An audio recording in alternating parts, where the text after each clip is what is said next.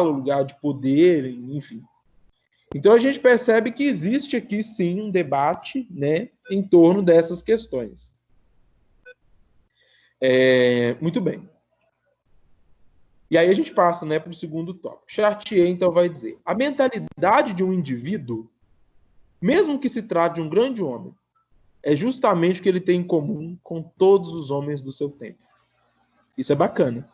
Porque aqui a gente percebe que não existe nenhum homem ou mulher à frente do seu tempo. Ele está no tempo dele. Ele pode ser um revolucionário, ele pode ser alguém, vamos dizer assim, que pensa coisas diferentes, né, de sua época, mas ele está ali, né? Então a mentalidade ela é sempre algo coletivo. Então, quando o historiador social ele estuda literatura, ele está chegando num imaginário coletivo, né? Ele está chegando nessas questões da mentalidade que são coletivas. Gente, deixa eu só ver se meu computador está carregando.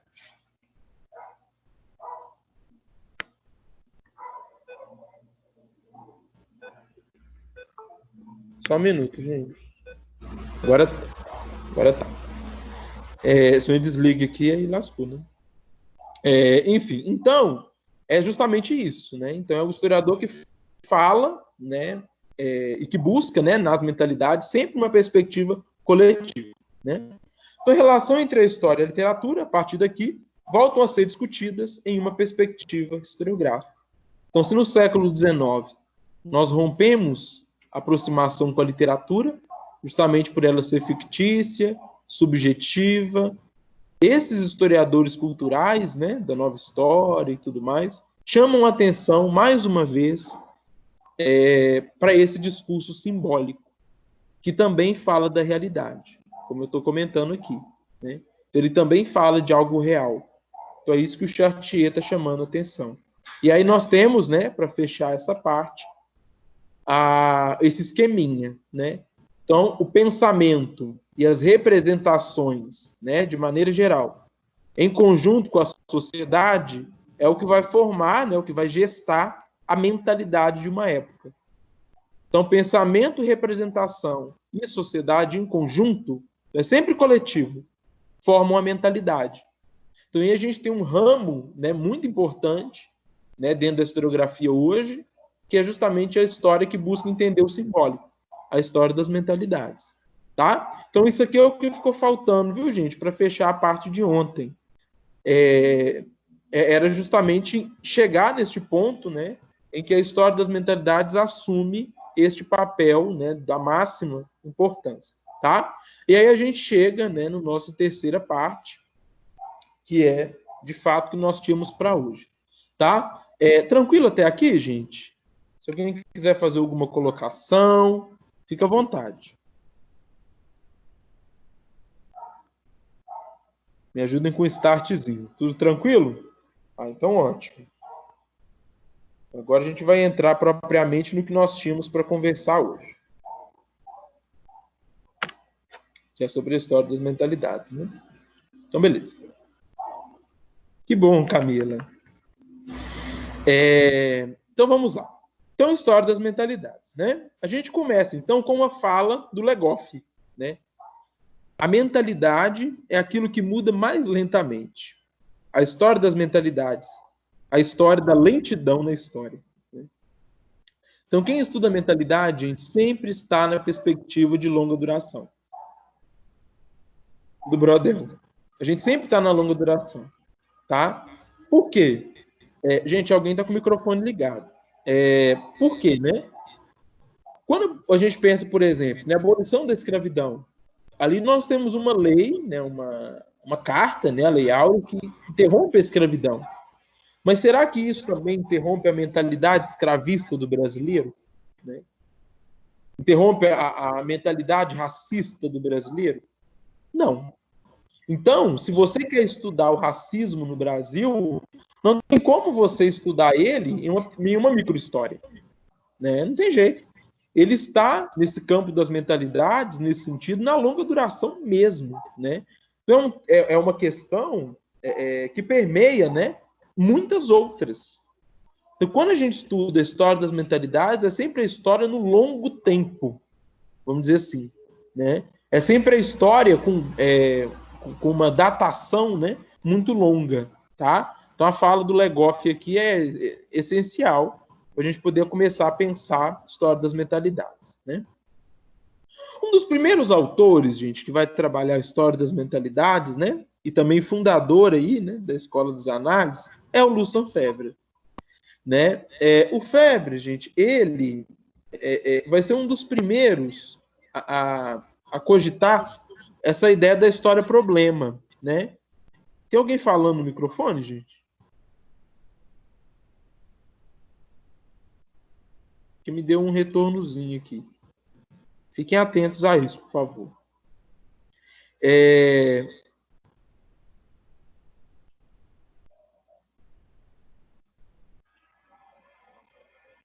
Então não é só eu, não. Realmente tem, gente, por favor.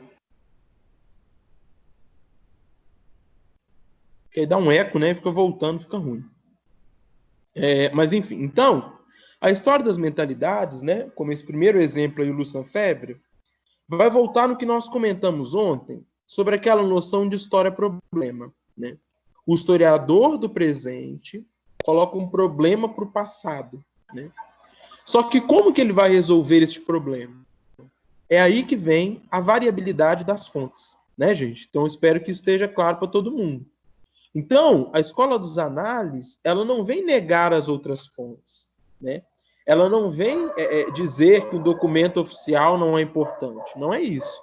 Ela vem dizer que, a depender da pergunta que o historiador faz, os tipos de fonte, tipologia documental, ela é diferente, né? Então, é isso que a escola dos análises vem dizer.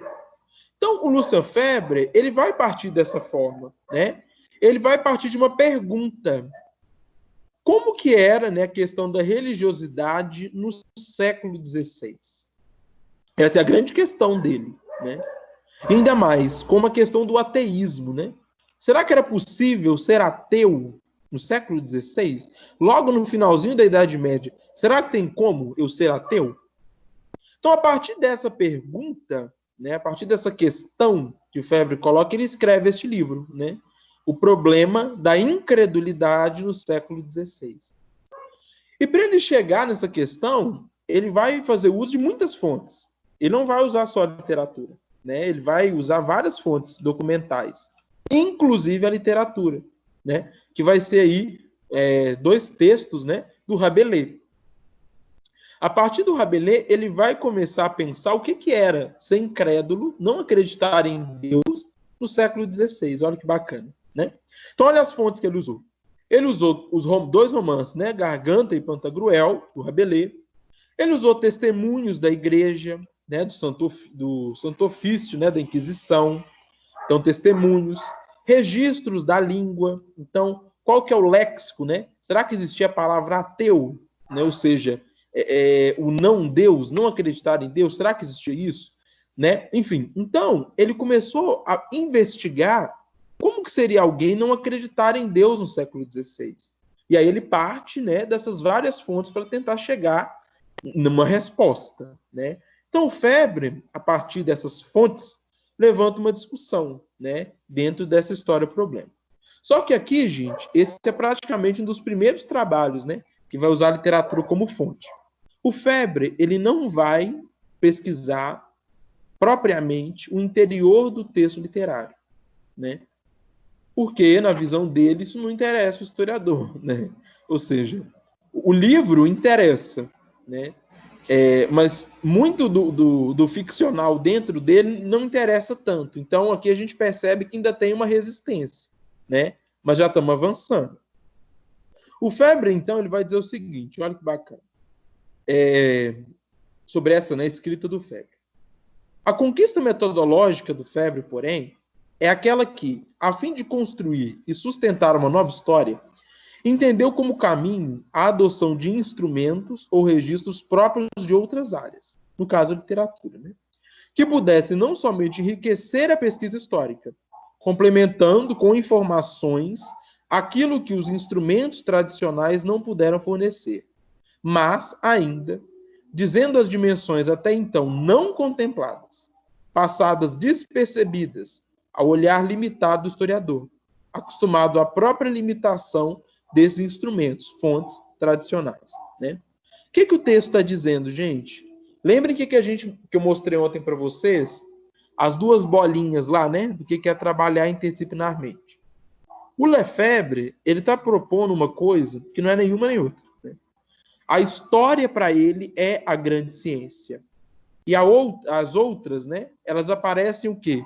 Como instrumentos para ajudar a história. Então, olha aqui, né? Então, ele pega esses outros elementos, né, de outras áreas que pudessem não somente enriquecer a história, né, mas complementar.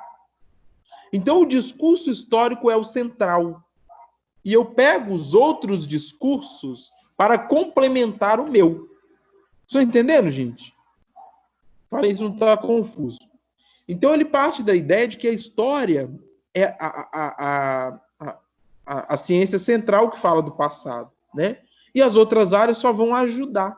Não necessariamente elas têm o mesmo poder de dizer do passado, né? Essa que é a ideia dele. Por quê? As fontes tradicionais, elas não conseguem complementar o passado como um todo. Isso é uma crítica dos análises, né? Isso a gente já sabe. Os análises, então, eles defendem que o historiador, né, novas fontes, novas abordagens, ele pode ter outras fontes de pesquisa, né? Então, isso já está claro.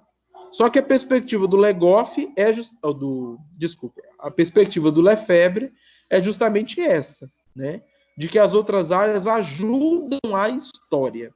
Então, não tem muito uma noção de equiparar, né, ambos os discursos como capazes de falar do passado, né? Aqui existe ainda uma hierarquização, tá?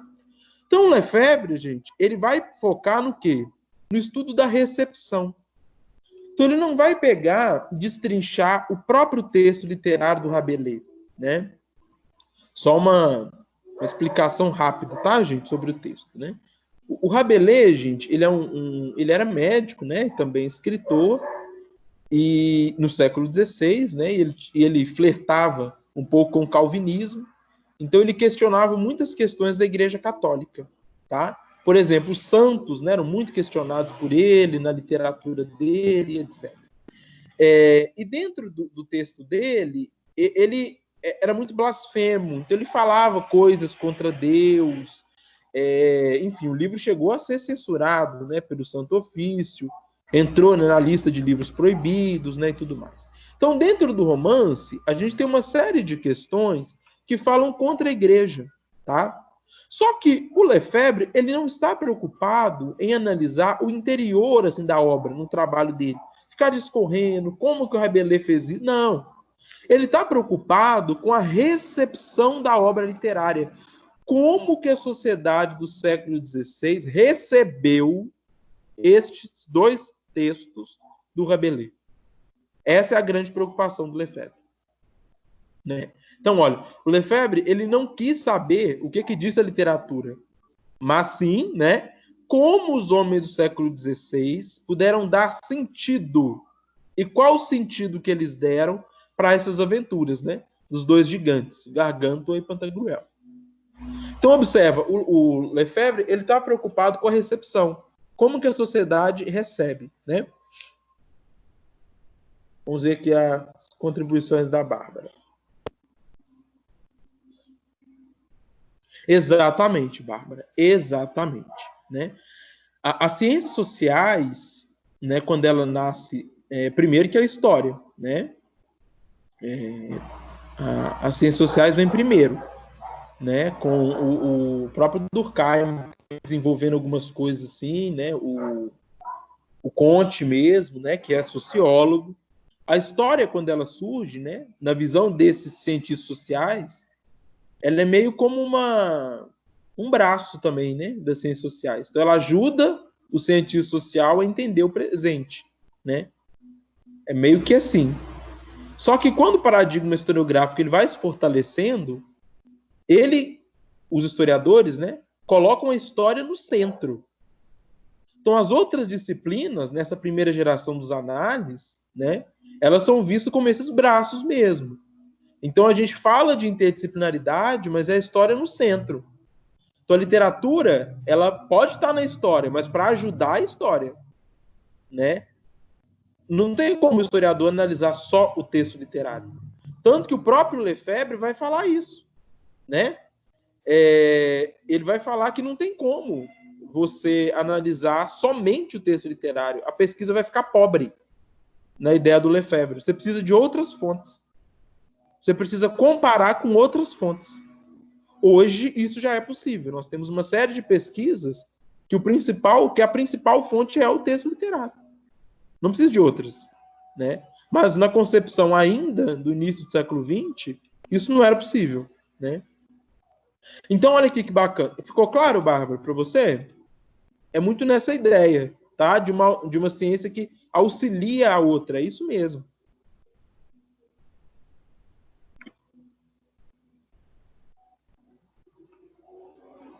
Então, tá bom. Vamos lá, né? Então, o Febre, ele está buscando estudar a recepção. Então, como que as pessoas recebiam o texto? Como que as pessoas liam o texto?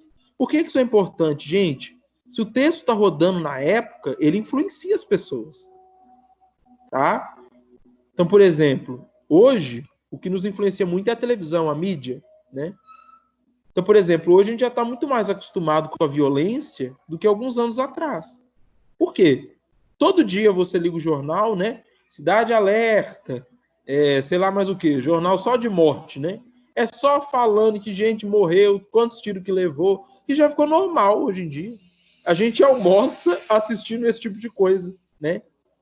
Você está almoçando, assistindo Cidade Alerta e conta lá, o pai estupra a filha de não sei quantos meses de idade, você está lá comendo, tranquilo.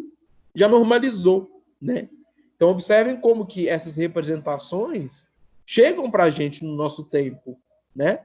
Então, o Lefebvre quer estudar justamente isso, a recepção. Como que esse texto chegou para essas pessoas, tá? Então, continuando. Então, Lefebvre não objetivava integrar a crítica literária de Rabelais, né? Então, ele não queria discutir o romance, mas compreender o texto enquanto uma forma de divulgar a ideia em uma sociedade. Uma vez que essa obra, né, esteve nas mãos dos homens do século XVI. Então, ele quer entender como que essas ideias chegavam, né, a essas pessoas. Entendam que aqui a literatura, ela não aparece na escrita historiográfica, né, como centro, né, da pesquisa, tá? Ela aparece como um braço, né, alguém que está ajudando. O valor da literatura, então, para o historiador nessa perspectiva está justamente na possibilidade de revelar as questões mentais coletivas de uma época, né?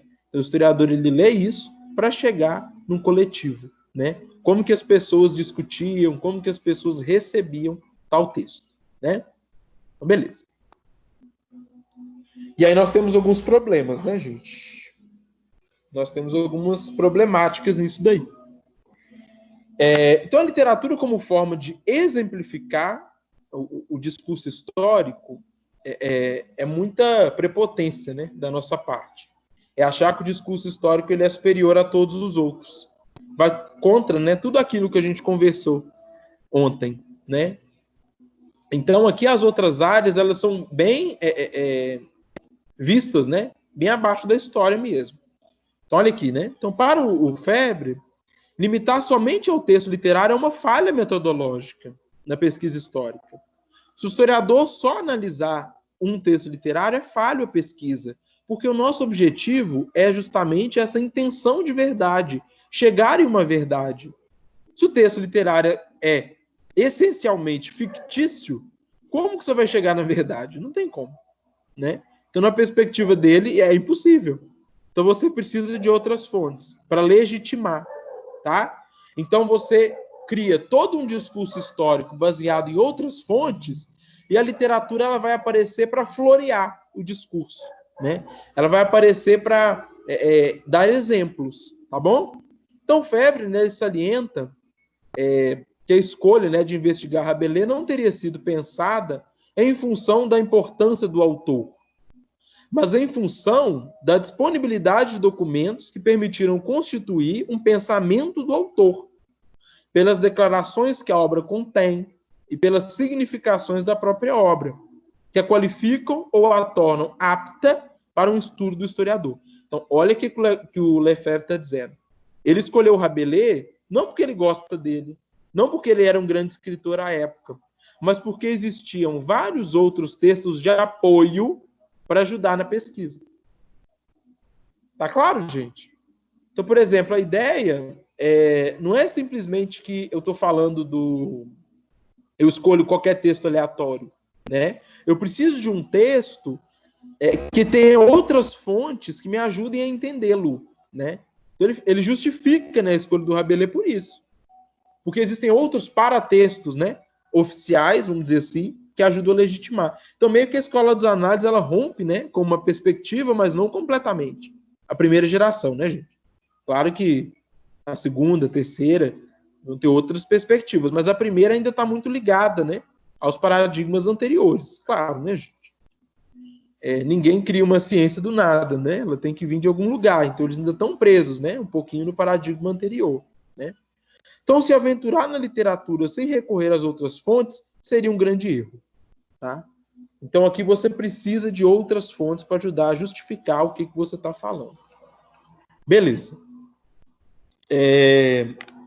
Mas aí, né, nós chegamos em alguns problemas, né? Uma crítica de usar a literatura somente para isso. E aqui, a professora Lorena Costa que vai falar. Não sei quem me perguntou ontem se tinha estudos históricos, né, sobre a crítica de texto literário, né? A professora Lorena Costa é um exemplo, né, que eu tinha comentado, e aqui ela está falando justamente disso, tá? Ela está falando do problema, né, de se usar a literatura apenas para exemplificar um discurso histórico, né? E ela fala do próprio Lefebvre, né? O texto literário, ele acaba por ser redundante, ele não traz informação nova nenhuma, ele é repetitivo. Na medida em que ele aponta para o historiador aquilo que a historiografia já falou, né? Então você faz todo um discurso histórico e depois coloca o literário só para exemplificar, né? O uso documental do romance assim apenas confirma aquilo que já foi encontrado, né, em outras fontes. Ou, por outro lado, a literatura fica reduzida não a uma fonte redundante, mas uma forma meramente sugestiva. Então você fala, olha, existiu todo esse debate, na literatura apareceu assim, pronto. Não analisa, não entra nos meandros da coisa, né? Então, assim, você tem uma história construída, né, meramente exemplificativa. Você não analisa o texto de fato, né? Frente ao romance que sugere, né, alguma informação cuja velocidade não possa ser confirmada por outra fonte, a atitude positivista, né, enquadrá-los-ia num status de fonte pouco séria, no sentido de ser um pouco comprometida com a erudição histórica. Ou seja, se eu acho um discurso muito ficcional, que foge muito da realidade, ele não é estudado pelo historiador. Que aí o historiador vai falar o seguinte, não, isso aqui é invenção demais, né? Então não importa. Quando na literatura eu consigo provar na história, aí o texto é bem recebido. Exemplo, gente, o Machado de Assis. O realismo é uma escola literária, né, do século XIX aqui no Brasil, que pensava o quê? Descrever a sociedade como ela era. Com muita crítica, né, muita ironia, o próprio Machado, né, e etc. O naturalismo também, só que ele queria ver o lado podre da sociedade, o lado mais ruim que tiver, é isso que ele quer falar, né? Lima Barreto, por exemplo, está aí bem próximo, né? Então, esse historiador é legal. Esse texto literário é legal para ser analisado na história. Mas se eu pegar uma coisa muito fictícia, muito doida mesmo, será que vale a pena ser estudada? Né? Então, sei lá, se eu pegar Chapeuzinho Vermelho e o Lobo Mau, será que vale a pena um historiador estudar a fábula do Lobo Mau? Né? Então, assim, essa que é o problema. Né? Porque aí você está excluindo uma série de representações sociais. Né? Por exemplo, esses contos de fada, eles falam justamente de percepções populares, são contos populares. Então, eles falam de história, eles falam de representação. Né? A Mona Lisa está dizendo, né, os romances históricos. Sim, a gente adora, né, os romances que falam de história. Só que a gente não pode pensar que só eles falam de história. Os outros também falam, né? Deixa eu dar um exemplo para vocês. Gente, isso aplica a videogame, a filmes, ao cinema, às artes em geral, né? Então vamos pensar o seguinte: quem gosta de Star Wars, né? Eu amo, gente. Eu sou da fase de quando a série, né, era mais antiga, e aí tinha poucas pessoas que gostavam, né? Depois que lançou essa última trilogia, agora todo mundo ama, virou do povo, né? Mas antes não era tão popular assim. Mas a gente pega os 3 últimos filmes, que são mais antigos, né? Que são mais velhos. Eles falam de um mundo futuro, né? É uma distopia, né? Então eles falam de um mundo muito futuro, que não tem nem não tem ano, né? A gente não sabe quando acontece, mas é um momento muito futuro, de naves espaciais, de que as pessoas, enfim, têm contato com alienígena, os alienígenas podem falar também, e etc. Né? Mas um historiador poderia analisar aquilo como algo histórico, para falar, por exemplo, do que era uma concepção das pessoas nos anos 90, por exemplo, quando foi gravado, né? Poderia. Por exemplo, lá no filme, se a gente prestar atenção, a gente tem naves, nós temos coisas de muita tecnologia, mas se você olha, por exemplo, os computadores que eles usam, são aqueles computadores de tubo, né, antigões. Então, olha, eles pensaram em nave espacial, mas não pensou numa tela fina, né? Olha como que existe ali uma concepção de história. Existe uma concepção da época, né? Como que eles imaginavam o futuro, né? Tudo isso, claro que interessa ao historiador. É claro que, como eles imaginavam que seria o futuro, a representação que eles fazem do futuro nos interessa e muito, né? Hoje eu estava lendo uma crítica, né, de um filme, né, que o Fabrício me enviou, né, acho até que ele está aí, de um filme, né, dos anos 20 na Alemanha, que fala sobre uma concepção do mundo. Foi escrito, né, em 1920, mas ele fala como seria o mundo 100 anos depois, né, a concepção que eles têm de mundo. É muito interessante, né? Como que eles imaginavam que seria o mundo um século depois, né? Então, são todas essas representações interessam muito ao historiador, tá? Deixa eu ver as contribuições de vocês aqui, né? A Marta falou sobre Machado de Assis. Sim, o Machado é o nosso grande exemplo, né? Que fala dessa história bem próxima, né? Então, ele é bem recebido pelos historiadores. Mas quando pega alguém que fala de algo muito estranho, né? Muito irreal, vamos dizer assim, né? Entre muitas aspas, aí ninguém gosta, né? Mateus diz o seguinte, né? Todos os textos literários estão invariavelmente inseridos em um determinado contexto histórico, sim, né? E por isso são dignos da análise do historiador. Perfeito, Mateus. É exatamente isso. E o Lefebvre está estudando isso, né? Ele está estudando a recepção do texto, o texto e o seu contexto, né? Só que ele não entra tanto na obra, né? A gente vai ver que isso é um pouco falho na pesquisa dele. Né? Mas claro, né, gente, ele não é um pesquisador disso, né? E está no início do século passado, então, né, a gente desculpa ele por isso. Mas é muito nessa ideia mesmo, tá? Vamos ver a Renata, né? O grande massacre de gatos do Darton, perfeito. Tem um capítulo sobre contos de fada, né? Mostrando o impacto social dessas histórias populares, né? Isso, muito bom, Renata. O Darton ele já é mais para o finalzinho do século XX, né? Então ele já tem uma outra concepção, né, do texto literário e de história. Mas está perfeita a sua colocação, né? O Darton ele já começa a perceber que a forma com que o povo representa determinada sociedade diz muito sobre ela mesma, né? Então, por exemplo, se as pessoas matarem gato na rua e quando eles contam que mataram o gato, todo mundo começa a rir, existe uma concepção simbólica ali interessante. Por que matar um gato, contar que matou um gato, é engraçado?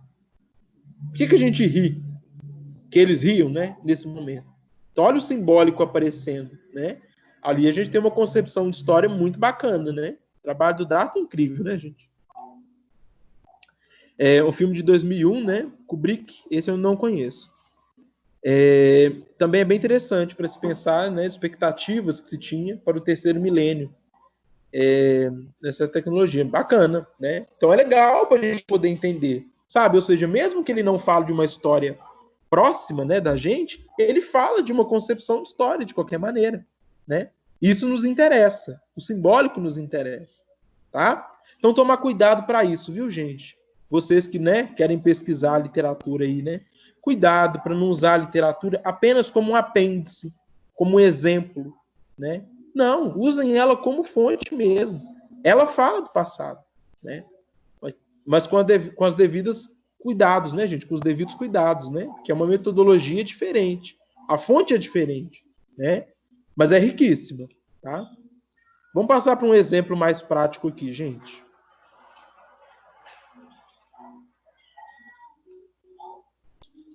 Eu poderia ter pego, gente, vários exemplos, mas eu preferi ficar nos mais canônicos, porque eu acho que mais pessoas conhecem, né? Aí fica mais fácil, o exemplo vai fazer mais sentido. Primeiro, para explicar isso tudo, né, que eu estou falando, eu vou tentar exemplificar aqui no texto, no romance, né, do José de Alencar, que é o Iracema. Né? O Iracema, gente, é um livro fundamental para a literatura brasileira, né? É quase que um romance de fundação da nossa história, né? Esse texto, né, ele é colocado como uma alegoria, né? Ou seja, uma espécie de, pensando como Aristóteles, né, igual a gente falou ontem, como poderia ter sido, né, uma alegoria, como poderia ter sido a colonização do Brasil.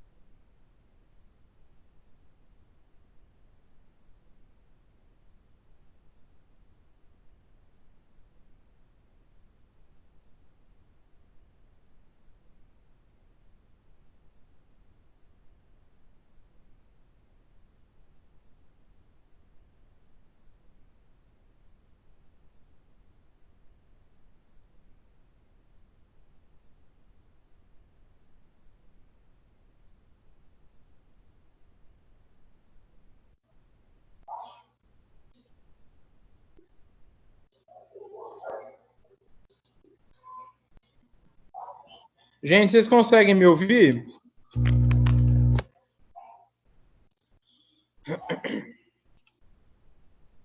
Meu computador simplesmente desistiu de mim, né? Ai, Jesus, gente. Vamos voltar para presencial logo, meu Deus.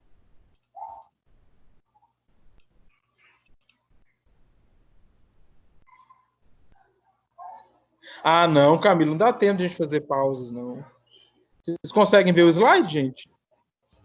Ai, Senhor, que loucura. Sim, dá para ver o slide. Ai, que ótimo.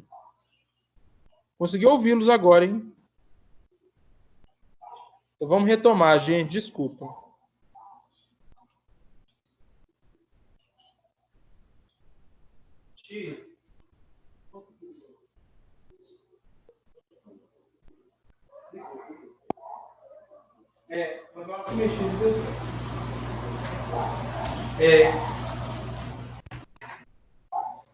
Pois bem, pessoal, então vamos voltar aqui, né? Desculpem os problemas técnicos, né? Que sempre aparecem. Então, eu estava começando a dizer, né, do Alencar, como essa alegoria, né? Então, como poderia ter sido o início da história do Brasil, né? O Alencar, gente, ele escreve, né, esse romance dele, que está ligado, né, ao romantismo, né, no Brasil, um momento que a gente quer criar a nossa identidade nacional. Quem é o brasileiro, né?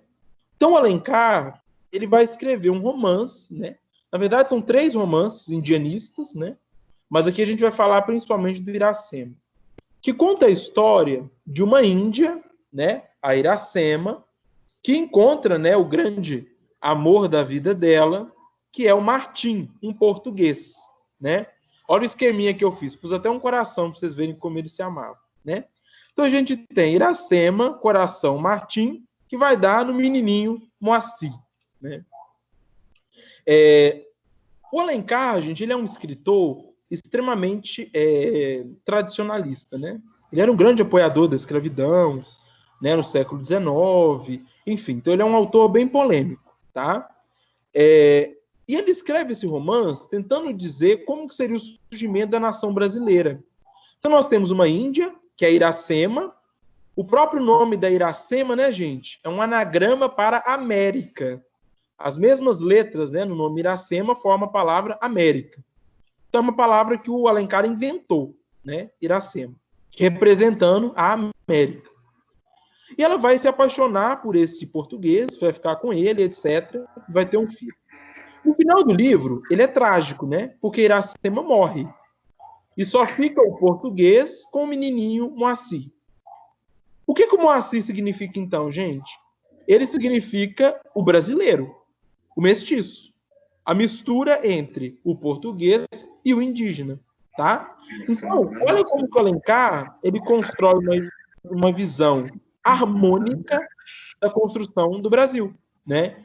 Então, no Brasil não houve conflito na perspectiva alencariana. Então não existiu o estupro, né, das indígenas, a violência da colonização. Não, foi uma relação amorosa, né? Muitas vezes a própria Índia quem seduz, né, o português. Então observa como que existe uma noção aqui muito conservadora, né, do José de Alencar. É claro, né, gente? Ele escrevia para as elites, né? Enfim. Então tem toda essa questão. Então o Iracema, ele aparece como essa síntese, né, de um pensamento que a gente tentava criar sobre o Brasil. O Brasil está nascendo agora, no século XIX, né? Nós não vamos dizer que o nosso passado foi de estupro, de escravidão, de violência. Não. Nós vamos fazer um passado bonito, né, para o Brasil. O Alencar ficou nessa missão, né, de fazer um passado bonito. Enfim, então tem essa relação amorosa. Isso é a literatura, né, gente? Aí, então nós vamos passar, então, para uma crítica histórica, né? O historiador David Truss, historiador não, gente, desculpa, ele é doutor em literatura, né? Mas ele escreve sobre textos históricos. Ele é considerado um brasilianista, né? Então ele não é brasileiro, mas fala sobre o Brasil. Dá aula, né, em Liverpool, na Inglaterra, e ele escreveu um texto analisando esse romance do Alencar, tá? Só que qual foi o problema, gente, da análise dele? Isso aqui é para explicar para vocês como a gente tem que tomar cuidado em usar a literatura apenas como exemplificação. E é isso que ele faz. Ele pega um discurso historiográfico e apresenta ele no trabalho dele. Então ele fala da questão da dominação, da questão da escravidão, da questão da submissão do indígena e etc. Como exemplo do discurso historiográfico, ele pega o texto do José de Alencar. Então aqui nós temos um problema, gente. Por quê? A narrativa que o David constrói em uma perspectiva histórica está correta, da dominação, do abuso e etc. Mas uma perspectiva literária não está. É incoerente. Então olha aqui o final, né? Existe uma coerência histórica no que ele está falando, mas não existe uma coerência literária, porque o Alencar não está falando de dominação. Então, observem como que é perigoso você apenas falar, né, do histórico e só falar, mas literatura é a mesma coisa. Não é, gente. O Alencar ele tinha uma outra concepção de mundo, uma outra concepção de Brasil, né? Uma concepção da elite, né? Muitas vezes. Então, a relação que nós temos no Alencar é uma relação de amor, né? Tanto que a Índia morre no final, enfim. Mas na historiografia, a relação que nós temos é uma relação de dominação, né? Ainda mais os indígenas, né, gente? Nós sabemos aí como que, né, não vinham tantas mulheres portuguesas para a América, as indígenas que eram estupradas, né, o tempo todo, as negras também, né? Então observa como que é incoerente as duas coisas, né? Então o Camilo, que é um crítico literário brasileiro, ele vai dizer o seguinte, né? O Trask, ele realiza uma leitura de fora para dentro. Ele analisa a história para chegar no literário, né? E compreende Martim enquanto um arquétipo, enquanto um símbolo da colonização, né? Da colonização, né? Ou seja, um colonizador promíscuo, realizando com uma Índia submissa as suas fantasias de experiência sexual e exótica. Essa é a leitura do David, né? Se aplica muito ao debate historiográfico, como nós conhecemos, mas isso não está no texto alencariano, tá? Então aí, gente, é esse cuidado na hora de a gente estudar a recepção, né? E estudar o texto literário a partir apenas de uma perspectiva histórica, né? O ideal é que nós partamos do texto literário para a gente chegar nessa história. Então, qual que é a representação que está nele? O David ele poderia ter analisado, né, a relação amorosa e pacífica dentro do romance para tentar entender a concepção do Alencar de construir para o Brasil uma história pacífica, uma história pautada no amor, uma história sem a violência, tentando apagar a violência, né? E aí a gente vê que isso vai reverberar na historiografia, gente. Olha como que a literatura vai influenciar o discurso histórico, né? O Gilberto Freire, quando ele fala não existiu violência na nossa escravidão, quando o Gilberto Freire fala, no caso Grande Senzala, que existe uma relação harmônica entre o colonizador, o senhor e o escravo, ele está pautado no quê, né, gente? O que o Gilberto Freire está analisando muitas vezes? São cartas de viajantes, né? Então as pessoas viajavam e escreviam cartas, né? Falavam, nossa, mas como que é boa a relação, né? Olha os quadros do Debré, né, gente? Que exemplo maior. O Debré tá lá, a senhora comendo e a escrava do lado, usando joias, né? Tudo bonitinho, a escrava, né?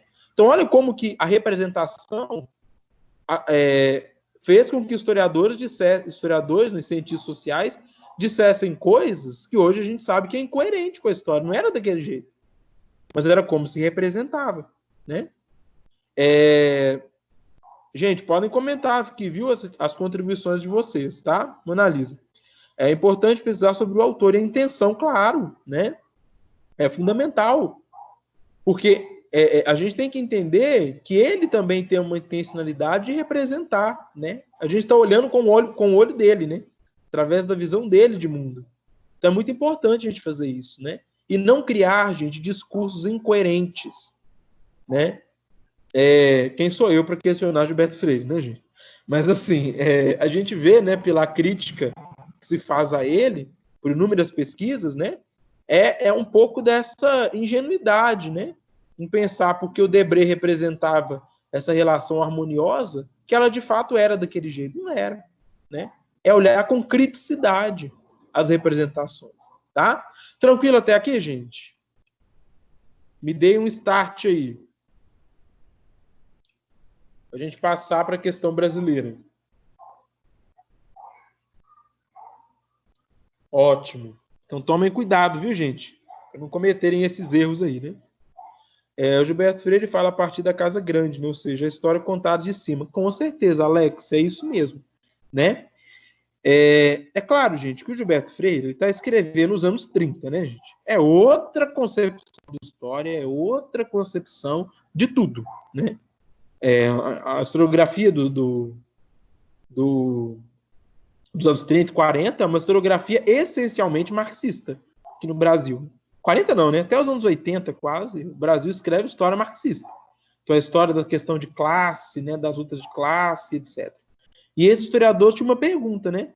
Por que no Brasil a escravidão demorou tanto tempo? Né? Uma das respostas, justamente por essa representação, né, do Debré e de outras literaturas, é porque a nossa escravidão era muito dócil, né? Não existia conflito. Então foi uma explicação na época, né? Hoje a gente sabe que é incoerente, não tem como a gente pensar dessa maneira, né? Ah, que bom, Clécia. Vamos ver aqui as contribuições da Amanda, né? Ainda que as inquietações, né, questionamentos partam do pesquisador no presente, ainda assim há essa necessidade, né, de desvincular ao máximo esse presente para entender o passado, né, com certeza. Né? Eu não posso pensar o Brasil hoje, com a minha perspectiva de hoje, e falar que o Alencar também pensava o Brasil dessa maneira. Não é, gente, não é a mesma coisa. Né? É muito diferente. Você tem que tentar entender a concepção dele. Né? Mona Lisa, que também pensa a formação do Brasil, né, o Freire. Sim, é claro, gente, que os trabalhos do Freire, né, são sensacionais, né, gente? Do ponto de vista metodológico, o que o Freire faz, nossa senhora, né? É muito interessante.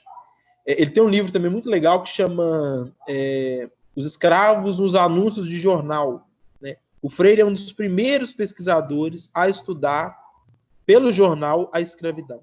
E é muito bom esse livro dele, muito bacana. Então, assim, do ponto de vista metodológico é muito bacana, mas a gente tem que pensar, né, na coerência do texto nessa passividade, né? E o que faz com que, né, hoje se justifique, né, muitas vezes, que não existe racismo no Brasil, por exemplo. Né? As pessoas defendem essa passividade, essa cordialidade no Brasil, né? E é problemático. Então, olha, uma leitura errada das representações, olha a quantidade de desdobramentos que não causou, né? Brasileiro, gente, pra vocês terem noção, o livro teórico mais lido brasileiro no mundo é o Casagrande Senzala. Olha que loucura, né? É o livro, né, acadêmico assim mais lido e traduzido, né? Mundo afora é o Casagrande Senzala. Então a gente vê a força com que esse livro teve. Né? O período de Freire, a intenção da escrita dele era combater a condenação do mestiço. Isso, exatamente, questão do mestiço, né? É verdade. Pelas visões eugenistas, né? Com toda certeza. Né? É isso mesmo, Leonardo. Muito bom. Isso mesmo.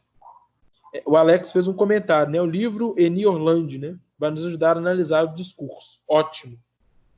O livro Terra à Vista, né? Eu acho que você comentou dele, né? Ontem, Alex. Muito bom. Então vamos pegando aí nessas referências, tá, gente? Porque é isso mesmo, né? É pensar essas outras concepções de mundo, de história, né? A partir da representação. Mas tomando cuidado, né, gente? Pra gente não falar coisa aí que não deve. Sim, né? Mascarou demais o racismo, né? Dizendo que não tinha, né, na verdade, né? É um negacionismo, né? Falando que o Brasil era aí, né? Um país aí da democracia racial. Tem até medo dessa palavra, gente. Mas vamos avançando. Então, né? Isso é para a gente pensar, de maneira geral, o que é, né? Esses estudos do texto literário apenas como exemplificação, e eu dei um exemplo prático para vocês, né, do problema que isso pode causar. A gente tem que tomar cuidado, né? E aí a gente volta lá no comecinho da nossa fala ontem, né, gente? A importância da gente conseguir conversar com outra área, né? Talvez a gente conhecer um pouquinho de teoria literária já vai evitar tantos erros, né? Então a gente tem que ficar atento, né? Aberto a isso. Vamos pensar agora, então, a história das mentalidades aqui no Brasil, tá? Isso aqui eu falei de maneira geral, né? O Lefebvre e o David. Agora vamos pensar um pouquinho a história das mentalidades aqui no Brasil. E para isso, né, a gente começa com uma fala, né, de um crítico importantíssimo, que é o Alfredo Bose, né? O Bose vai dizer o seguinte: o historiador, sobretudo o historiador, né, do mundo colonial, está movido por um desejo de totalização, que eu acho muito propício para o mundo em que vivemos hoje. Isto é, o desejo de enriquecer e aprofundar os seus conteúdos, né? O historiador do período colonial, né, gente, tenta generalizar muito. Hoje nem tanto, né, com a microhistória. Isso aqui ele está falando nos anos 90, né? De alguma maneira, ele considera, se não esgotados, já desenvolvidos até um limite extremo, o discurso economicista, né? Aí aqui a gente lembra, né, do Caio Prado, a gente lembra do Fernando Novaes, né, e etc. Ou o discurso que fala só sobre a cultura material, ou o discurso dos fatos políticos mais berrantes. O historiador moderno, particularmente o historiador da colônia, deseja ir mais fundo, isso é, estudar e conhecer as motivações internas, a sensibilidade, tudo quanto faz com que o ser humano seja essa coisa plástica, imprevisível, que a historiografia sociológica e a historiografia economicista reduziram a certos parâmetros. Então, o historiador dos anos 90, quando a gente está acabando muito com essa perspectiva marxista, né? Estão entrando novos paradigmas na historiografia brasileira, a gente começa a pensar as sensações, como que o homem do período colonial sentia, né? A gente sai só desse paradigma econômico, né? A questão das relações, né, metrópole-colônia, né, que o Novaes vai estudar muito, né, etc. Então, este momento é meio embriagador. Embriagador no sentido de tentar o enriquecimento dos conteúdos, o aprofundamento até o nível da sensibilidade, do sensível. Aquele nível que é tratado normalmente pela psicologia, uma psicanálise ou pela antropologia.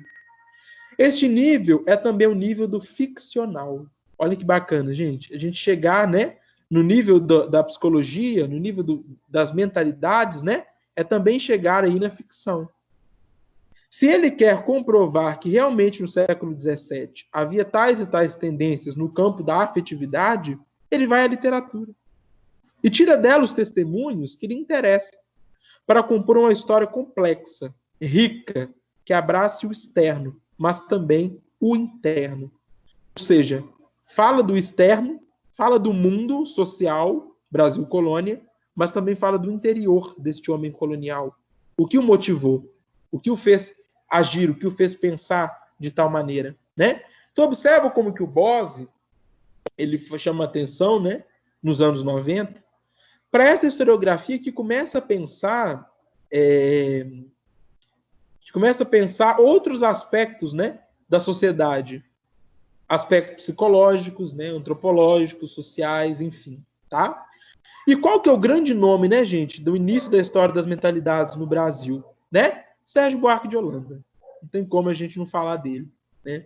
O Sérgio Buarque de Holanda, né, quase aí nos anos 60, né, em 59, ele vai escrever um livro fundamental para o estudo, né, da história das mentalidades e também para o estudo da literatura, né, que é o Visões do Paraíso. Deixa eu só ver aqui as contribuições de vocês, né? O Alex chama atenção para o Foucault, que também vai nos ajudar na questão do discurso, né?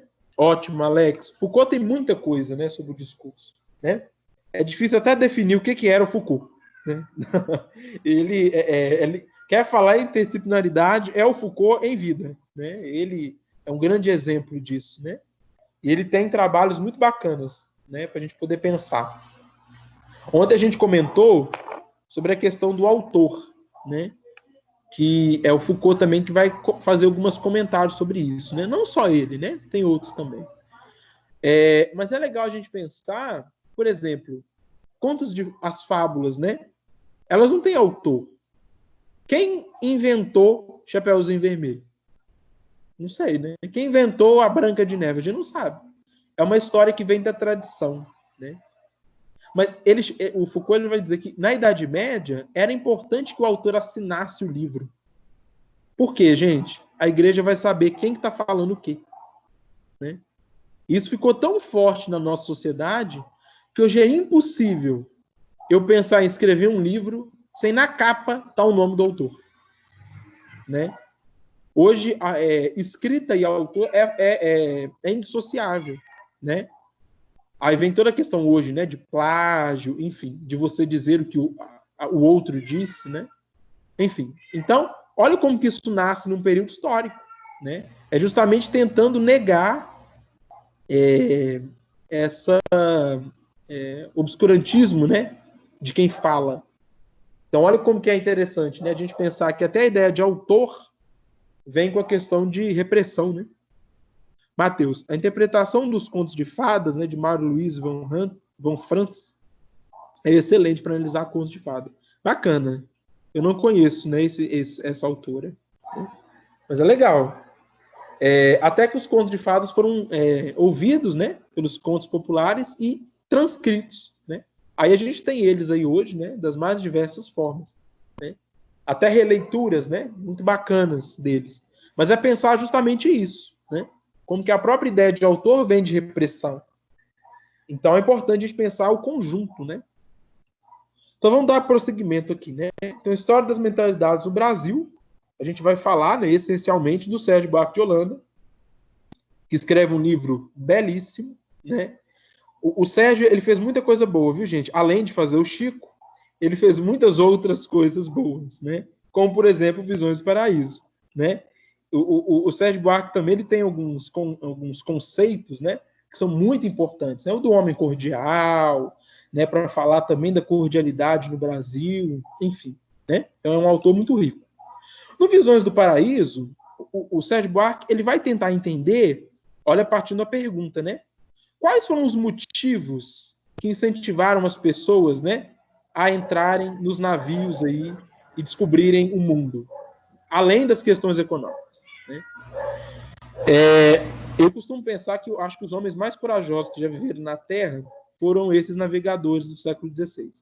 Que eles entraram num navio, sabendo que no oceano existiam muitos monstros, demônios, não sabiam por onde estava indo, que a Terra era plana e mesmo assim foram. Então eu acho que eles são muito corajosos, né? E o Sérgio Buarque está encucado com isso, né? O que motivou essas pessoas a entrarem nesse barco, né? Não é apenas uma questão econômica. Você não vai arriscar sua vida apenas por uma questão econômica. Existe algo ideológico ali, né? E o que o Sérgio Buarque vai identificar é essa busca pelo Éden, né? Essa busca pelo mundo edênico na Terra. Tanto que quando Colombo, né, descobre a América, né, além de jurar ter chegado às Índias, ele acredita estar no Éden, né? Todo mundo peladinho, bonitinho, né, e tudo mais. Uma das primeiras coisas que o Caminha, né, vai escrever na carta que ele manda ao rei é justamente o seguinte: de tantas coisas boas que há nesta terra, a que o rei mais deve se empenhar é na alma do gentil. Né? A maior riqueza que há nesta terra é a alma do gentil. Então, olha, existe uma preocupação econômica, mas também religiosa, mas também simbólica, né? Ao ponto do Caminha dizer que a maior riqueza vai ser a alma do gentil, né? Olha que interessante, né? E é isso que o Sérgio Buarque de Holanda está interessado. Ele quer compreender essas concepções que nossas fontes oficiais não são capazes de dizer. Então ele recorre a outras fontes, né? Por meio, então, da poesia, de escritos de viagem, cartas, ensaios, né? Outras fontes, o autor interroga as concepções, os mitos e a mentalidade luso-quientista. Então, a partir da poesia que se escrevia, a partir dos relatos de viagem, das cartas, o Sérgio ele vai tentar reconstituir essa história. Ele vai tentar reconstituir essa concepção de história desta época. né? Olha que bacana, né, gente? Esse livro dele é muito legal. O Sérgio Buarque, então, ele pesca, né, mitos ao recorrer à literatura. Como quem acredita, por meio dela, poder acessar um universo revelador de como pensavam os homens no início da época moderna. Então, o Sérgio, ele quer entender como as pessoas pensavam no início da época moderna, né? A mentalidade, que é de longa duração. Então, aí você vai voltar lá numa perspectiva medieval, né, da busca do Éden, aquela coisa toda. Como que isso se reflete na literatura de viagem, né? E como que a descrição que se faz desse novo mundo que se encontra é com referenciais, muitas vezes, bíblicos. Muitas vezes, ligados à igreja. Então, existe uma perspectiva religiosa, existe uma visão de um paraíso, né? Olha que coisa interessante, né, gente? E aí a importância da igreja, né, enviar rapidamente para o Brasil os vários jesuítas, né? Que a gente sabe que também tem uma questão política, né, gente? Reforma protestante, né? Enfim. Mas é isso. Alguém está dizendo algo? Pode falar.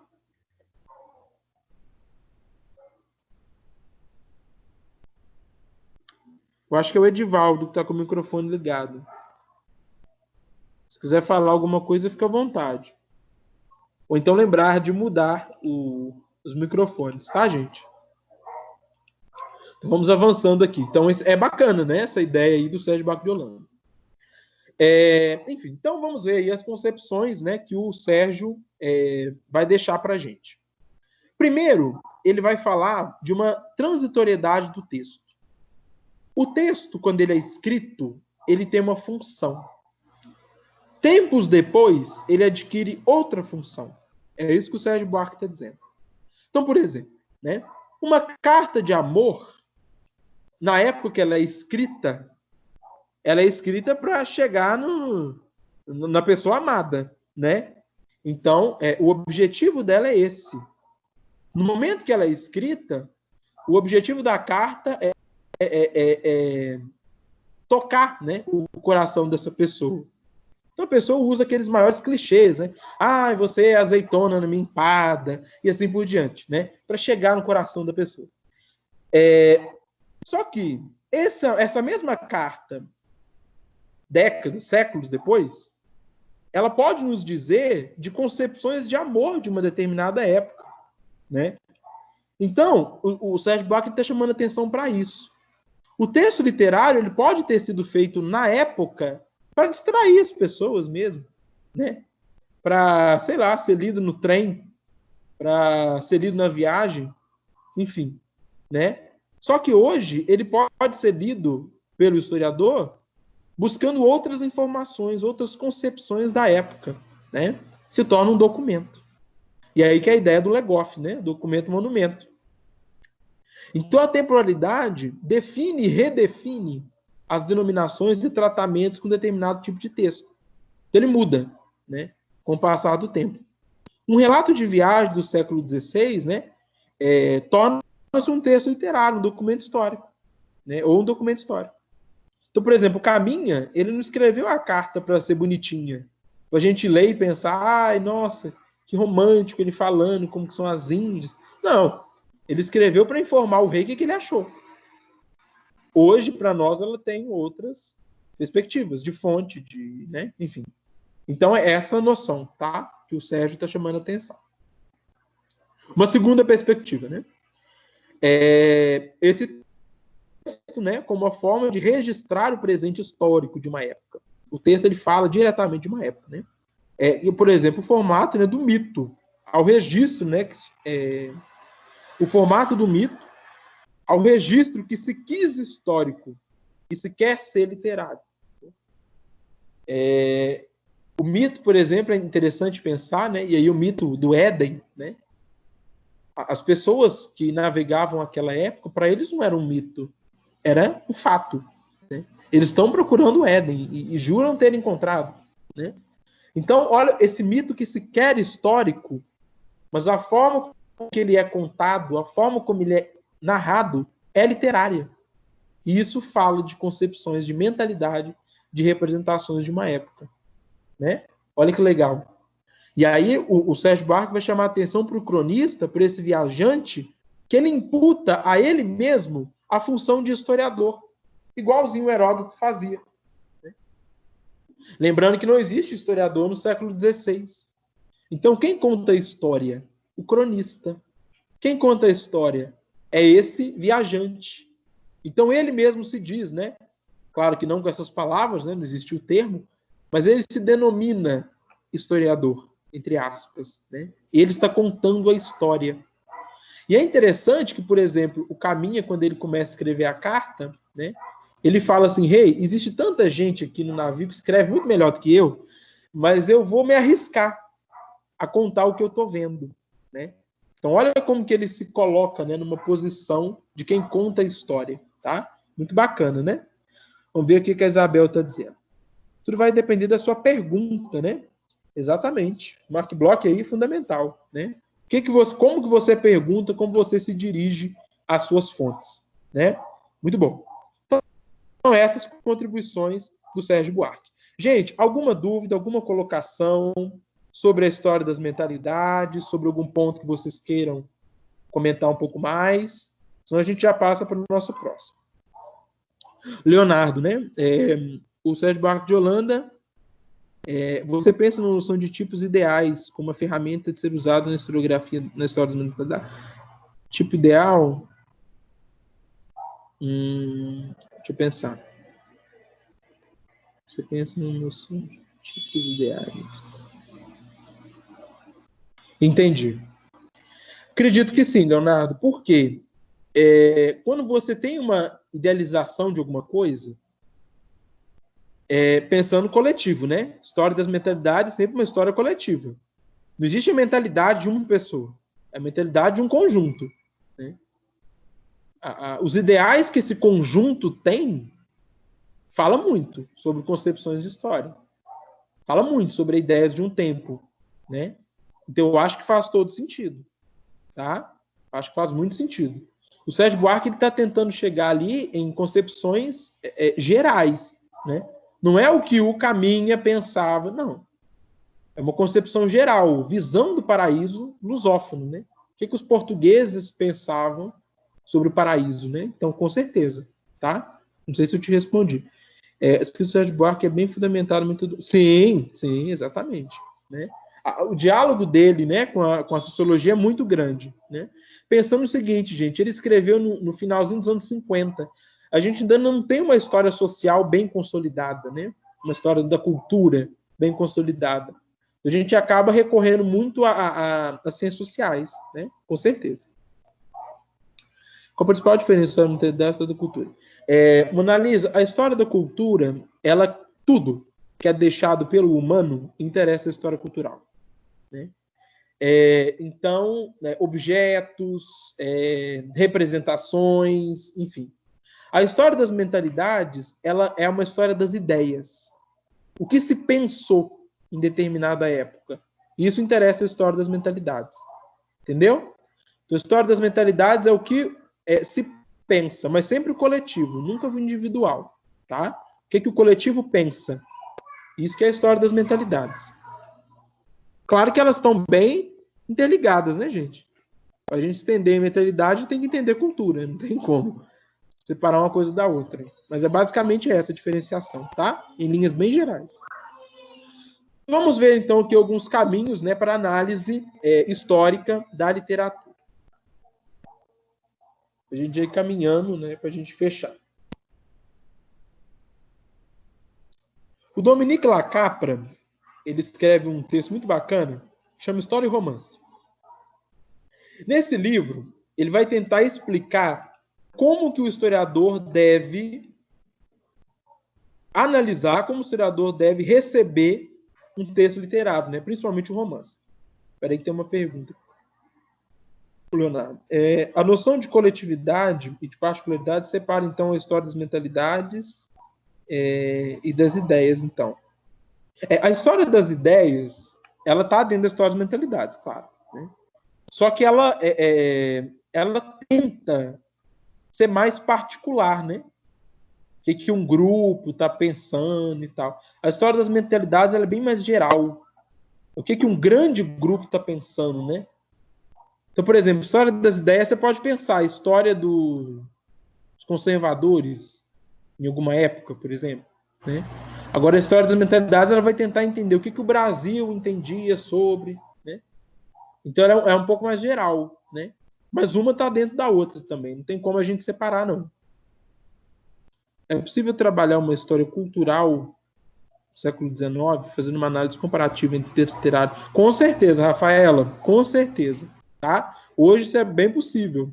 Você pode pegar uma música, né? E aí vai depender do tipo de música que você for pegar, né? E aí você comparar como que ela vai tratar de um determinado tema, como que o texto literário trata de outro, como que uma fonte canônica da historiografia trata o mesmo tema. Então você pode, para responder a sua pergunta, lembrando que hoje a ideia de história-problema, para responder o seu problema, você pode recorrer a diversas fontes e compará-las, com toda certeza. Gente, existem trabalhos muito legais, eu conheço um muito bacana, não vou lembrar o título agora, mas eu posso mandar para vocês, que é que faz uma pesquisa comparando obras de arte com a poesia do Manuel Bandeira.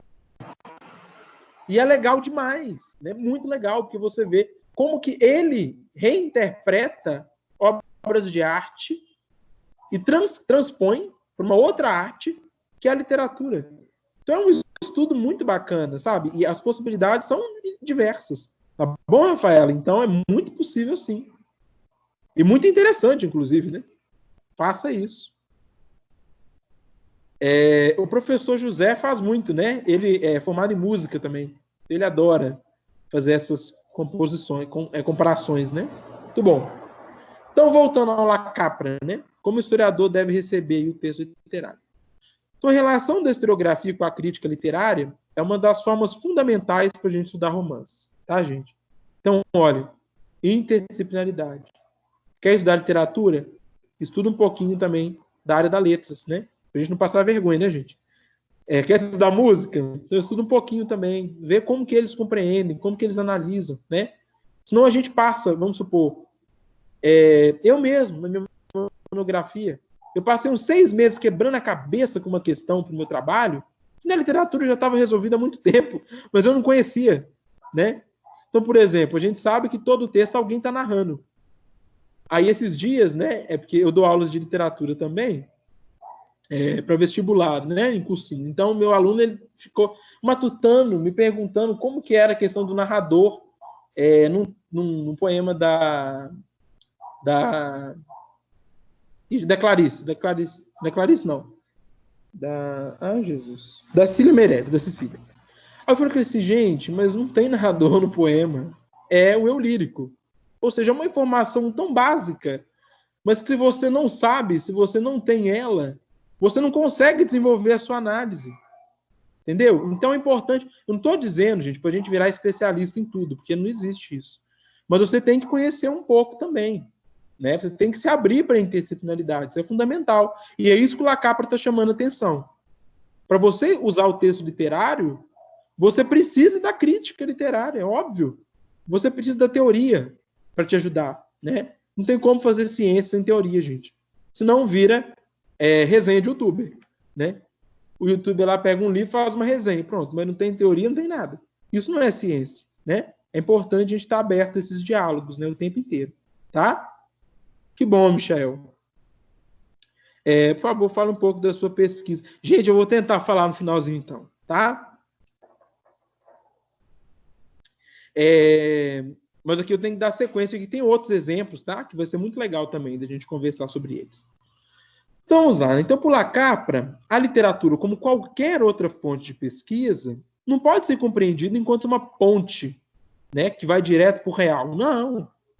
Mas ela é uma espécie de referência que converte o conteúdo do texto em informação acerca da vida ou das transformações sociais.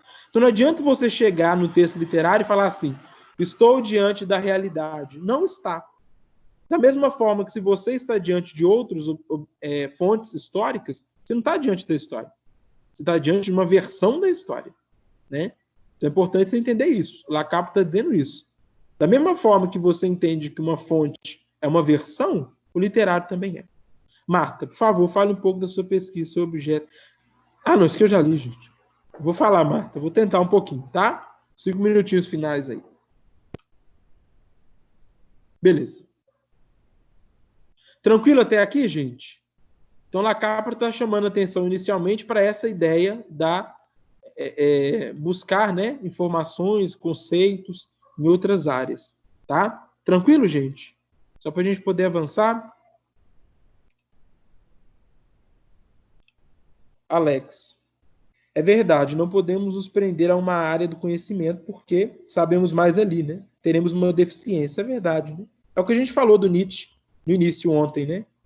Especialistas de uma coisa só, né? E não sabe nada das outras. Isso é um problema grave, né, gente? Problema grave. Então, beleza. O Lacapra, ele vai propor para a gente 3 linhas, né, da gente estudar literatura em perspectiva histórica. A primeira é você estudar o próprio texto literário, né? Analisar o tempo da escrita.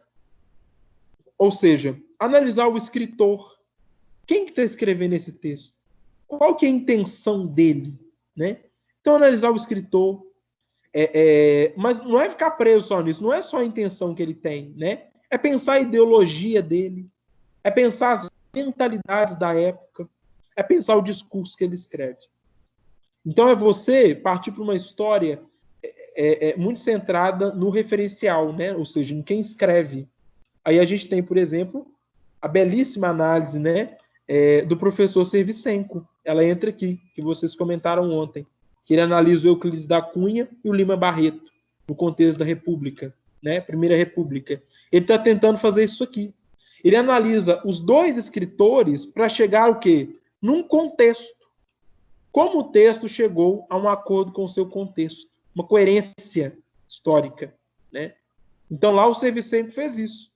Ele analisou 2 autores para tentar entender o contexto da época. Olha que bacana. Tentar entender as mentalidades desta época, né? Então foi isso que a gente comentou ontem, né, com o Servicenco. Uma outra opção do historiador é estudar a recepção, igual o Lefebvre fez, né? Estudar, então, como que o texto é lido no tempo histórico, né? Então, por exemplo, gente, eu vi um trabalho esses dias bacanérrimo, que ele falava o seguinte, ele comparava a leitura do Alencar no século XIX, como que os homens leram, como que a sociedade leu o Iracema, pensando a formação da nação no século XIX, e como que hoje o Brasil lê Iracema. Trabalho de gente legal demais. Está estudando o quê? Recepção. Como que uma sociedade recebeu uma obra em uma época e como que ela recebe hoje, né? Isso é bacana demais, gente. Sim, o Darton, Chartier, sim, vamos trabalhar nessa perspectiva, né? Ou seja, entender a mentalidade da época. O homem do século XIX é um, do XXI é outro, né?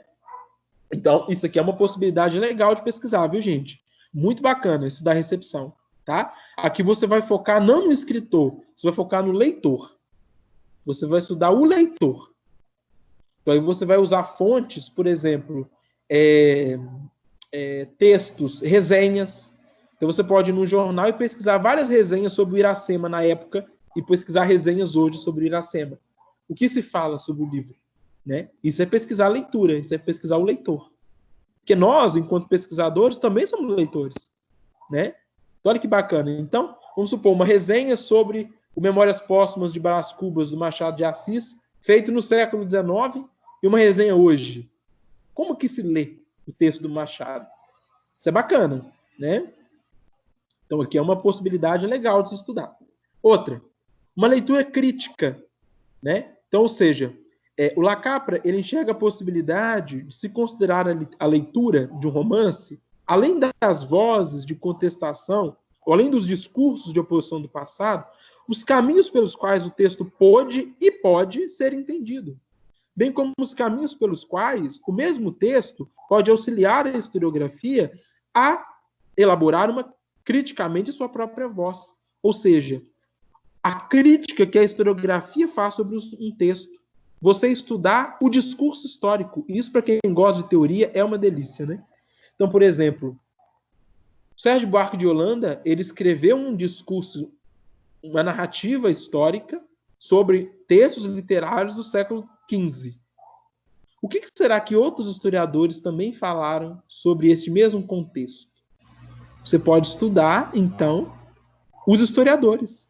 Como que os historiadores leem literatura? Entendeu? Você estudar a crítica do livro. Você estudar os questionamentos dos historiadores sobre o livro. Olha que bacana, né? Rafaela. Matheus, se puder indicar algum pesquisador que faça esse trabalho, né? Entre música e literatura. Ô, Rafaela, eu vou te indicar, então, esse que eu falei não, esse que era de pintura. Me manda um e-mail, Rafaela, tá? Vocês têm meu e-mail? Que eu entrei em contato com vocês, me manda um e-mail. Ou então, gente, quem quiser manter um contato mais rápido, né? Porque às vezes lá demora, vocês podem me chamar no Instagram aqui sem problemas, tá? Que aí eu respondo vocês sem problemas. Meu Instagram aí para quem quiser. E lá eu te ajudo, tá? Ou eu lembro de alguma coisa, ou te ajudo a pesquisar alguma coisa, tá bom? Sem problema nenhum. Para Rafaela e para quem mais, né? Quiser ir ou quiser alguma indicação, fica à vontade. É importante analisar as falas, né? Qual a sua linhagem, né, de pensamento, exatamente. Por aí analisamos, temos mais uma visão crítica, né? Não podemos ser passivos ao analisar a obras, falas de jornais, né, por exemplo. Obrigado pelas ótimas ressalvas, lembrando aqui das aulas da graduação. Que bom, Alex. A gente vai sempre retomando, né, a graduação. Beleza, Rafaela, vou esperar seu contato, tá? O que enviou na ementa, sim, todas as referências já estão na ementa, tá? Mas eu vou enviar o slide para vocês também. Então, aqui, ó, retomando, né, o LACAPRA. Você pode estudar a escrita, o tempo da escrita, o tempo de referenciação, né? Você pode estudar a recepção, a leitura do texto, como que a sociedade recebeu e leu. Aqui é a história das mentalidades pura, né, gente? Como que a sociedade está lendo esse texto. E 3, né? Como você pode estudar a crítica sobre o texto. Como a pesquisa, como a ciência leu o texto. Como historiadores leram o texto, né? Isso aqui é bacana demais, gente. Mas isso aqui são possibilidades, né? Vamos passar para o campo mais prático, né, gente? Se a gente fica imaginando demais, a gente não vê prática nenhuma, né? Então vamos ver na prática como que isso pode ser feito. Tem um texto muito legal, é um artigo, né? Da professora Virgínia e da professora Márcia. É um texto, gente, muito bom, tá? Que eles vão falar sobre as fontes literárias na pesquisa histórica. E elas vão dialogar. Elas não dialogam, né, com LACAPRA, mas eu estou fazendo elas dialogarem. Porque as discussões são bem próximas, né? Mas elas não chegam a discutir muito ele. Mas é pensar como que a fonte literária ela pode enriquecer a questão da historiografia, tá? Eu tenho usado elas no meu TCC. Ai, que bom, Amanda. Elas são ótimas, né? Que bom. Essa referência aqui é muito importante, viu, gente? Preciosa. Então, vamos lá, né? Então, elas vão expor para a gente duas concepções aqui para a gente poder pensar o texto literário. As lendas do LACAPRA, tá? Então, aqui, gente, eu estou dando várias opções para vocês. Por isso que o texto ele é teórico e metodológico. Eu estou explicando metodologias. Como vocês podem pesquisar. E aí, cada um, né, sabe a que mais se aplica. Tá bom? Então, vamos lá. Então, a primeira ideia que elas falam, né? O texto literário e o seu contexto. Dialoga muito com LACAPRA, né? Então, entender que a literatura ela cria e ela inventa objetos históricos a partir da história. Gente, ninguém inventa nada a partir do nada. Ninguém. Sempre tem alguma coisa. Tem um gatilho, tem alguma coisa. Tá? Eu vi isso de uma brincadeira, o povo falando assim, se sua imaginação é boa, então me fala uma cor que não existe. Ninguém consegue pensar numa cor que não exista, né? Porque para a gente imaginar, para a gente pensar alguma coisa, você tem que ter uma referência, né? Para eu pensar que existe uma nave espacial que pode ir para outros planetas, tudo mais, existe uma referência. Gente, pegue as ficções científicas mais sem pé nem cabeça que vocês imaginarem. Vamos supor, sei lá, um filme sobre alienígena, que passa num lugar muito diferente. Os alienígenas têm uma composição social que é humana. Eles têm um líder, eles têm um governo, eles têm uma religião, eles têm um exército. Gente, isso são concepções humanas. A gente vai, vou fazer um filme sobre, sei lá, insetos. Aí você vai ver um filme sobre um formigueiro. Lá no formigueiro tem uma rainha que tem guardas dentro do formigueiro, que tem divisão de trabalho, tem, enfim, né? Ali você tem uma concepção o quê? Humana. Né? Rei Leão, gente, né? O exemplo mais claro que está na moda e atualmente. Você tem um rei, uma estrutura política, você tem uma linhagem que tem que ser defendida. Isso é uma questão humana, não é dos animais. Né? Mas nós atribuímos a eles. Então, existe uma concepção ali de história e de mentalidade. Então, a gente estudar o texto, que é criado como objeto histórico, que se referencia necessariamente em questões históricas. Tá? Então, o historiador, ele pergunta o texto literário, tentando reconstruir um passado histórico. Né? Então, como que as pessoas viam, né, o mundo de N maneiras, né, através daquelas épocas, tá? Então, é pensar o texto e o seu contexto, quando ele foi feito, tá? Uma segunda perspectiva que elas nos apontam é o texto literário e a representação, né, gente? Fundamental. Representação para a gente aqui é conceito, assim, né, básico. Então, a literatura como um objeto que pré-existe ao discurso. Ou seja, gente, a literatura ela sempre vai remeter a algo antes dela, né? O Matheus está lembrando a fuga das galinhas. Exatamente, né, Matheus? A gente vê uma cena política todinha ali, né? O que não existe, na verdade, né? Entre as galinhas. Mas ali, sim. Então é isso mesmo. Tá? Aqui no segundo ponto, quando ela fala, né, que o discurso pré-existe, para eu escrever alguma coisa, gente, eu tenho que estar pensando em referências que eu já tenho na minha vida. Né? Um filme que eu já vi, um livro que eu já li, uma experiência que eu tive. E essas coisas vão aparecer na literatura, mesmo que sutilmente, mesmo que implicitamente, né? Mesmo que o autor finja que não, né? Mas elas vão estar ali. O historiador pode tentar encontrar isso, né? O texto literário é tomado como um ponto de partida para chegar a percepções, representações do imaginário de uma época, né? Então, a partir dele, você tenta chegar no imaginário. Olha que bacana, né? Uma concepção interessante essa, tá? Então vamos avançando. Gente, alguma dúvida, alguma questão, tá? Podem colocar aí. Apesar que nosso tempo já está bem corrido. Deixa eu só retomar aqui.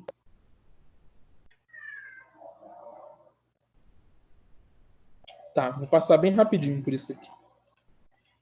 Então, entre dessas duas perspectivas, né? O texto literário contexto, o texto representação, eu vou desenvolver cada uma delas. Então, vamos lá. O texto e o contexto. Isso tem tudo a ver com a história social, né? Você vai estudar o contexto de produção, a época. Então, eu quero estudar o século XIX a partir do Machado de Assis. Então, história e contexto, né?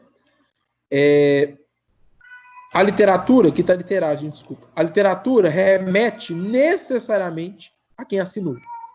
Então, se eu estou estudando um texto do Machado de Assis, automaticamente eu estou estudando Machado de Assis, né? Então, o texto remete a quem assina. As intenções desse autor podem ser captadas pelo historiador, que é responsável por decifrar essas intencionalidades. O historiador, então, ele objetiva religar o objeto, que é o texto literário, com o mundo social. Tá? Então, é pensar contexto de produção e o texto literário. Então, é pensar toda a discussão sobre a elite burguesa carioca do século XIX que o Machado de Assis coloca na sua obra. Tá? Então, é pensar a intenção desse autor com a sua época, tá? De produção. E aí, né, o gênero que é mais trabalhado entre os historiadores, isso aqui é uma pesquisa, tá, gente? Que as duas pesquisadoras vão colocar, tá? A Virgínia e a Márcia. Elas vão ver, né, que entre os historiadores, os textos que eles mais gostam de analisar são crônicas. Que a crônica, ela tenta falar do real. A gente não tem crônica, gente, que inventa coisa muito doida. né? Um formigueiro que não sei o que, não tem, né? A crônica, ela tenta falar de experiências reais, assim, né? Então, os historiadores adoram estudar crônica, né? É o gênero que é mais estudado, tá? Poesia é o menos estudado, né? Por ser mais subjetivo. Os historiadores estudam um pouco a poesia, né? Infelizmente. Temos que voltar mais para a poesia, né?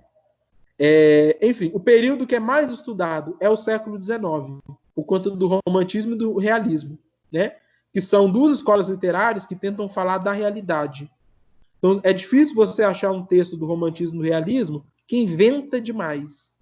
Claro que todo texto inventa, né, gente? Ele é fictício, mas ele tenta falar de um real. Então, os mais estudados são esses, tá? O romantismo e o realismo. E, às vezes, o início do século XX, tá? Que é o modernismo, que é o momento, né, da república, da quebra, né, de paradigmas, né? Enfim, mas o que mais é estudado é o século XIX. O autor que é mais estudado por historiadores é o Machado de Assis, tá? Seguido pelo... Isso aqui são dados, viu, gente? Elas pesquisaram isso aqui, tá no artigo delas. O segundo autor mais pesquisado é o José de Alencar, né? Então, olha, Machado, realismo, Alencar, romantismo. Então, são os autores que os historiadores mais estudam, tá? E exemplo, né, de pesquisas mais canônicas é o Sidney Chaub, que estuda, né, o Machado de Assis, comentaram dele ontem, né? O Roberto Schwartz também, e o John Gladson, né? Todos os três estudiosos do Machado, tá? São, assim, as maiores referências, né, em estudos históricos da literatura contemporaneamente, né? Chaub, professor da Unicamp, né? Atualmente tem contribuído até com Harvard, então a gente já vê que ele é um pesquisador, assim, né, da máxima qualidade, né, gente? Deixa eu só ver aqui os comentários. Maria, né? Matheus, a minha pesquisa do TCC análise da minha cidade, Teresina, através de representações da poesia. Poema marginal. Olha que bacana, Maria. Você está pegando duas coisas que raramente se pega, né? Poesia e poesia marginal, né? Muito bom. Esse trabalho com certeza será de uma riqueza assim, né? Impressionante. Arthur. Matheus, todos os autores e livros citados estão na ementa? Sim, estão na ementa e também na referência do slide. Se não poderia mandar algumas obras que você recomenda fundamentais da literatura e da linguística para quem faz essa pesquisa? Arthur, eu vou te recomendar me mandar um e-mail também, tá? Porque eu tenho muitas referências da área da literatura e da linguística que não estão aqui no curso, porque ele é pensado para historiadores, né? Então você tem, por exemplo, o próprio Humberto Eco, o Wolfgang Iser, né? E outros autores que falam do fictício, mas não estão aqui no curso, mas pode te ajudar muito, tá? Me manda um e-mail que eu te mando ele. Não tem o artigo do Lacapra, Leonardo, não tenho, tá? Gente, eu sou historiador à moda antiga, viu? Para mim, assim, é tudo no papel mesmo. Mas eu não tenho, tá? Mas eu acho que não deve ser difícil de achar, não. Sempre a gente tem alguns hackers aí, né? Se alguém achar, e compartilha. Hanna, né? Otávio Paz, Arco e Lira. Esse eu não cheguei a conhecer ainda. Uma referência para mim, então. Muito bom. Então, gente, né? Dando continuidade aqui, né? Ainda na concepção, nós vamos ter... Eu vou apresentar 2 trabalhos para vocês, tá? Um da Raquel, que ela vai estudar... Gente, isso é um artigo. É um artigo, assim, belíssimo. Aconselho muito que vocês leiam. Ela estuda concepção de história em Machado de Assis. Como que os historiadores liam Machado de Assis? Gente, olha que bacana. E ela vai estudar 2 momentos. Um é logo após a morte do autor. Então, o Machado, ele morre, né? Eu acho que é em 8 mesmo, né? 1908. E o IHGB, ele vai publicar um texto falando sobre Machado de Assis, né? Só que o que é a questão, gente? Início do século XX, história positivista, né? Muito forte, historicismo. Como que eles colocam um homem da literatura em uma revista científica de história? Então ela vai investigar isso, né? A concepção de história do IHGB no início do século XX. E aí ela chega à conclusão que eles vão compreender o Machado como um leitor do Brasil do século XIX, né? O Machado ele tem alguns textos que têm uma proximidade maior com a história. E um dos exemplos é o Velho Senado, né? Ele vai ser bem, entre aspas, né, histórico o texto. Então eles vão republicar este mesmo artigozinho do Machado no revista do HGB. Então, apesar dele ser da literatura, eles entendem que ele fala de história, né? E escolhem um texto dele mais histórico possível, né? Então, o Velho Senado é um trabalho histórico, segundo, né, o pessoal do HGB, que, embora já publicado a Lourdes, né, várias vezes, está perfeitamente de acordo com os desígnios da revista, na qual ficará para sempre lembrado. Então, eles republicam o texto do Machado. Olha que bacana, né? E aí, o questionamento dela é o seguinte: qual é a concepção de história dos historiadores do início do século XX para considerar que o texto do Machado foi um trabalho histórico? Será que o texto dele fala tanto de realidade assim que ele pode ser considerado um trabalho histórico? Né? E aí ela vai dizer que eles remetem à mesma concepção do Cícero, né? O que é história, né? É aquele que é uma testemunha dos tempos. A luz da verdade é a escola da vida. Então, para o Cícero, a história é o que nos ensina, mas é também testemunha. O Machado viveu praticamente todo o século XIX. Então, ele é uma testemunha, ele viu, ele viveu, né? E, ao mesmo tempo, é ele quem reconta a história do século XIX a partir da sua literatura.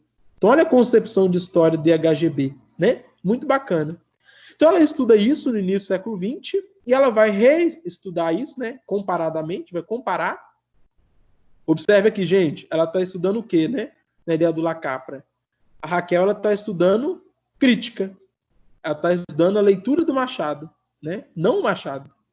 E aí ela vai comparar início do século XX e agora início do século XXI, com o professor Chaub, né? O Chaub, ele vai lançar o livro, né? Que chama Machado de Assis dos Historiadores, Literatura e Concepção de História. O Sidney Chaub, ele vai falar quem que é o Machado de Assis dentro dessa sociedade carioca, né, do século XIX. Não vou ler, gente, por questão do tempo, tá? Mas, enfim, a ideia dele é que o Machado, ele é um intérprete do Brasil, né? Então, ele vai dizer o seguinte: ao contar a história, finalzinho da primeira citação, ao contar as suas histórias, a sua ficção, o Machado escreveu a história do Brasil no século XIX. Olha como que no século XXI a concepção da história já mudou. A gente entende que a própria literatura também fala de história, né? O IHGB não, ele pegou um texto que era mais histórico, né? Agora, o Chaub, ele entende que a própria literatura, ela fala de história. Então, o Machado, ao escrever literatura, ele escreve história, né? Olha que bacana. Livro muito bacana, viu, gente? O problema é que ele é difícil de achar, nossa senhora. Teve poucas edições, mas é muito legal, vale a pena, tá? Basicamente é isso, tá, gente? Não vou poder entrar muito em detalhes por questão do nosso tempo. E o segundo tópico, né, só para a gente fechar mesmo, que é o texto literário como representação, né? O texto literário, ele aparece como uma representação de se aprender percepções, né, representações, figurações, por meio das quais se buscam movimentos de instituições, de imaginários e da própria temporalidade, né? A gente vai estudar o que as pessoas imaginam, as intenções, as figurações delas, né? A literatura é vista como uma dentre várias tipologias, né? Ou seja, a literatura é entre várias, capaz de aproximar o historiador do período histórico que ele está inserido, né? Ela é entre várias, pode aproximar o historiador do passado, tá bom? Enfim, aqui nós temos várias concepções, né, gente? O Ginsburg, né, com a microhistória. Então, o Ginsburg ele vai dizer que através de um acontecimento acidental, particular, uma vida qualquer, um trecho tomado ao acaso, se pode chegar à compreensão mais profunda de tudo. Exemplo, Queijo dos Vermes, né? A partir de um moleiro, né, no interior da Itália, ele conseguiu chegar a toda uma concepção, né, da Inquisição, enfim. Então, a partir de um particular, a gente consegue chegar no geral. Então, a partir de uma representação literária, você consegue chegar a uma discussão muito maior, né? Manuel Guimarães vai dizer: a literatura é, nesse sentido, tomada como um lugar de boas perguntas acerca de um problema, como um lugar de fecundação do pensamento, né? E o Albuquerque Júnior vai dizer: nada do que ficou arquivado no passado foi inocentemente. Essa fala dele eu acho belíssima, né? Tudo que está no passado interessa ao historiador, né?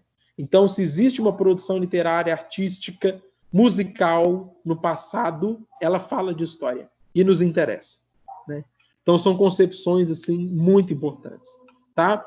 Um último exemplo, tá? Só para a gente fechar. Deixa eu beber um copinho d'água. Gente, tá claro? Esse finalzinho tá mais corrido, mas eu espero que esteja claro para vocês.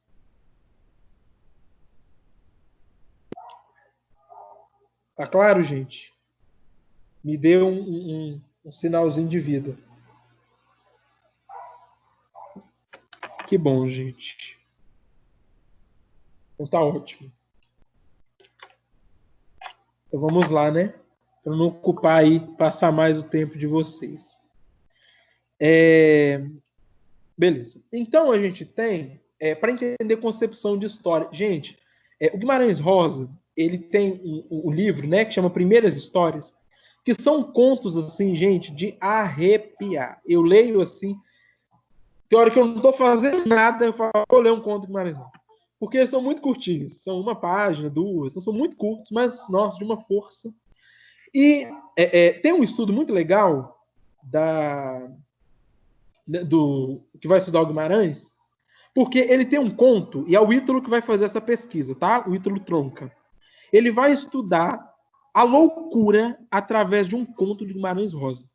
Lembrando que aqui nós estamos na seção de representação, né? Então ele vai estudar como Guimarães Rosa representou, em meados do século XX, né? Em 62, a loucura. O Guimarães Rosa adorava Freud, então ele tem muitas questões de psicologia dentro da obra dele. O texto, o conto que ele vai analisar chama Terceira Margem do Rio. Então é um pai que fica louco, né? Ele fala assim, cansei da vida, não quero saber de mais nada. Manda construir um barco e um bote, né? Um barquinho, e coloca o barquinho no meio do mar, do meio do rio, e fica parado lá. Então ele cria uma terceira margem. Olha que lindo, né? A visão do Guimarães Rosa. Porque o rio só tem duas margens, né? Uma ponta e a outra. Mas o do Rosa tem três, né? Que é essa canoazinha no meio. E esse homem ele fica parado no meio desse rio durante mais de 20 anos. Parado, dentro do botinho. Tomando chuva, sol. No final ele já está até preto, queimado de sol. Cabelo grande, unha grande. No final, como diz o próprio narrador, ele virou um bicho. Ele não é nem mais gente. O conto, gente, é fortíssimo, né? Aconselho que vocês leiam. E o filho, vendo o pai desse jeito, né? No final, o filho ele fala, pai, vem de volta para a terra que eu vou assumir o seu lugar aí, dentro dessa terceira margem, né? No bote. E o pai vai. Primeira vez que o pai sai do meio do rio para ir pro litoral de novo, né? Quando ele chega perto, o filho assusta e sai correndo. Porque o pai já não é mais humano, ele virou um bicho. Tanto tempo ele estava ali, né?